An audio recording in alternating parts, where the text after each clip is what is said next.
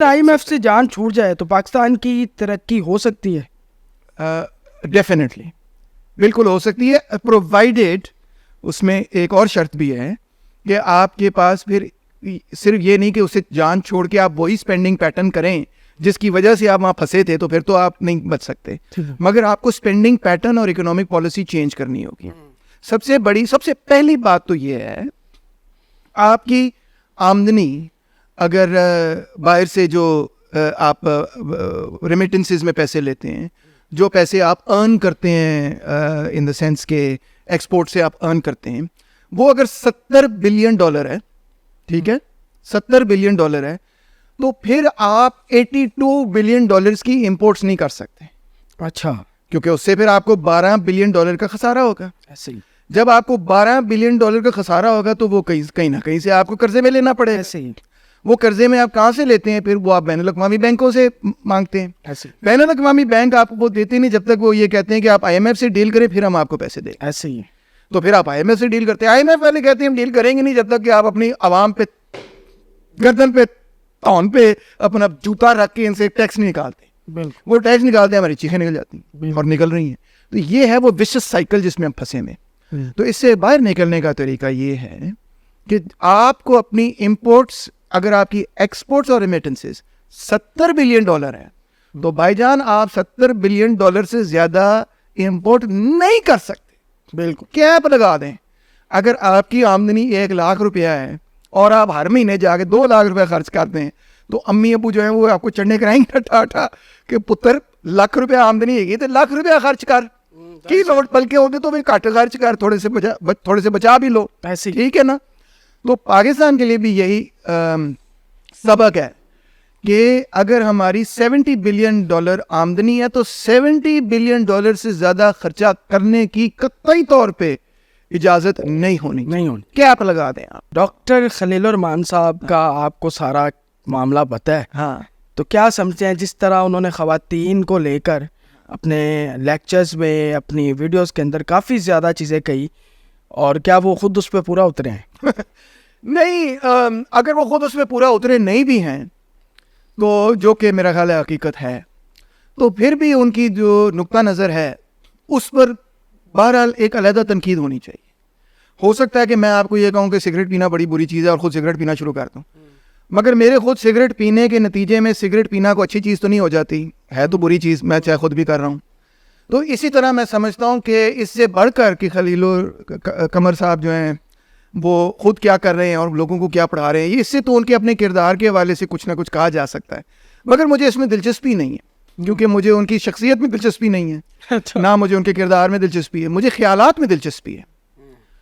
As a philosopher, as a scholar, as a thinker, کوئی بندہ ایک سیٹ آف آئیڈیاز پیش کرتا ہے، خود اس آئیڈیلس کو لیو اپ نہیں کر سکتا، ٹھیک ہے، نہیں لیو اپ کر سکا، مگر اس سے کیا وہ آئیڈیلس کیا درست یا غلط ہے، یہ سوال پیدا ہوتا ہے. ٹھیک ہے، یہ ایک علیحدہ سوال ہے اس چیز سے کہ کیا وہ اپنے اس کی ذاتیات سے ہٹ کے. ہاں، تو میری رائے اور نقطہ نظر اس پہ یہی ہے کہ جو انہوں نے ایک خاکہ بنایا ہے پاکستانی عورت کا، پاکستانی مرد کا، اور جو کنزرویٹو ان کا میں سمجھتا ہوں پوائنٹ آف ویو ہے، مجھے بنیادی طور پہ اس سے بہت شدید اختلاف ہے.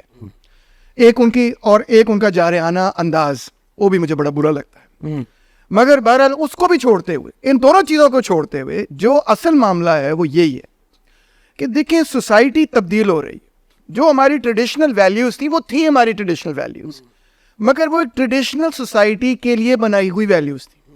اب جیسے جیسے ہماری سوسائٹی تبدیل ہوتی ہوئی ہمیں نظر آ رہی ہے، اسی طرح ہماری ویلیوز بھی تبدیل کرنا ضروری ہے، کیونکہ سماج کو بھی، سماج کے خیالات کو بھی، سماج کے اندر جو اسٹرکچرل تبدیلیاں اس کے ساتھ آگے چلنا پڑتا ہے.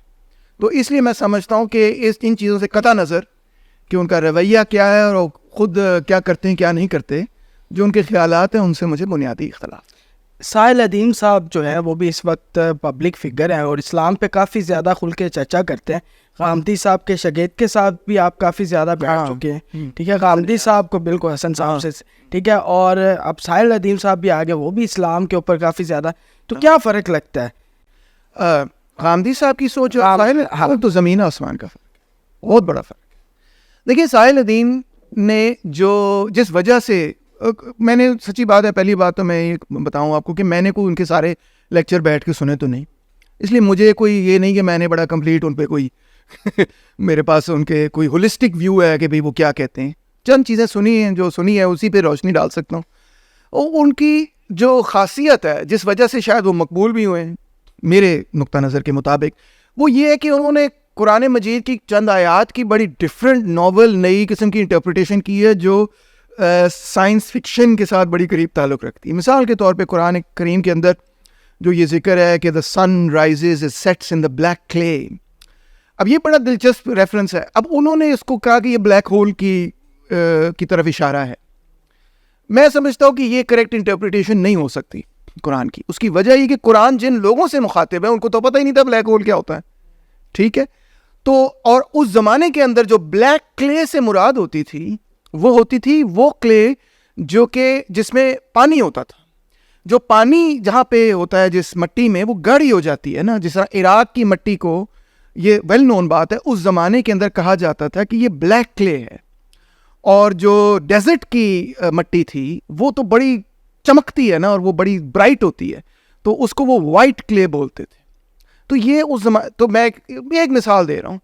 تو اس وجہ سے پھر اور بھی انہوں نے ورم ہولز کی بات کی ہوئی ہے کہ یہ ورم ہول سے نبی کریم جو ہیں وہ معراج پر گئے. اب بات یہ ہے کہ سائنس نے ابھی ورم ہولز کو پروو ہی نہیں کیا. ہو سکتا ہے ورم ہولز کی تھیوری ٹوٹلی غلط ثابت ہو جائے. ورم ہولز کوئی کنفرم بات تو نہیں ہے سائنس میں، ابھی ایک ہائپوتھیسس ہے سائنس میں ورم ہولز کے حوالے سے. نو بڈی از ڈسکورڈ اے ورم ہول. کسی نے اس کی فزکس بھی ورک آؤٹ نہیں کی ہے، کوئی ابھی اس میں کوئی تحقیق نہیں ہوئی. اٹس جسٹ این آئیڈیا کہ ہو سکتا ہے کہ اسپیس جو ہے وہ بینڈ ہو جائے، اسپیس ٹائم بینڈ ہو جائے، اور پھر آپ ایک جگہ سے دوسری جگہ پہنچ سکتے ہیں کیونکہ اسپیس ٹائم کروڈ ہے، بینٹ ہے. بینٹ تو وہ ہے، یہ تو کریکٹ ہے بات، کیونکہ جہاں پہ گریوٹی ہوگی وہاں پہ اسپیس ٹائم بینٹ ہوتا ہے، یہ بات کریکٹ ہے. مگر کیا وہ اتنا بینڈ ہو جائے کہ وہ ورم ہول کریٹ کر دے؟ ابھی اس پہ کوئی ہمارے پاس کلیئر ایویڈنس نہیں ہے. تو کل کو اگر یہ سائنس ساری غلط پروو ہو جائے تو پھر ساحل ادیم صاحب کہیں گے نہیں وہ ورم ہول نہیں تھا، وہ کچھ اور تھا. جو پروون سائنس نہیں ہے اس کی بیسس پہ آپ ایک انٹرپریٹیشن بنا رہے ہیں. It doesn't sound correct to me at all, right? So یہ اس قسم کی مختلف چیزیں ہیں کہ، اور جو سائنس پروون ہے، اب دلچسپ بات یہ ہے کہ جو سائنس پروون نہیں ہے اس کی بیسس پہ آپ قرآن کی ایک نیو انٹرپریٹیشن پریزنٹ کر رہے ہیں، اور جو سائنس پروون ہے اس کو آپ کہتے ہیں وہ غلط ہے، جس میں تھیوری آف نیچرل سلیکشن اور ایوولوشن ہے اور جینیٹکس وغیرہ کی ساری تھیوری، اس کو آپ کہہ رہے ہیں کہ یہ غلط ہے جو پروون سائنس ہے. اور جو ابھی ہائپوتھیٹیکل سائنس ہے اس کو آپ ایز اے گیون لے رہے ہیں کہ یہ کریکٹ ہے، اور قرآن بھی یہی کہہ رہی ہے. It's not convincing. بالکل. اچھا چلیں، ایسوسیٹ پروفیسر بھی ہیں آپ لمز کے، اور اس کے علاوہ اکیڈمک ایکٹیوسٹ ہیں. انجینئر محمد علی مرزا کو کس طرح دیکھتے ہیں؟